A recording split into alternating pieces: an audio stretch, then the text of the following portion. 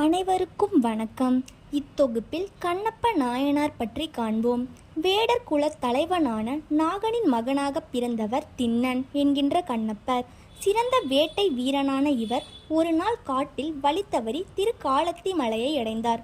திருக்காலத்தி என்பது தற்போது உள்ள காளஹஸ்தி மலையாகும்.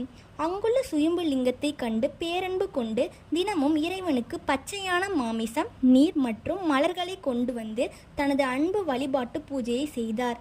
திண்ணனின் தூய அன்பை உலகுக்கு உணர்த்த எண்ணிய சிவன் ஒரு நாள் லிங்கத்தின் கண்ணில் இருந்து இரத்தம் வழியச் செய்தார். அதை கண்டு பதறிய திண்ணன் தன் கையில் இருந்த அம்பால் தன் கண்ணை தோண்டி லிங்கத்தின் கண்ணில் ஒட்டினார்.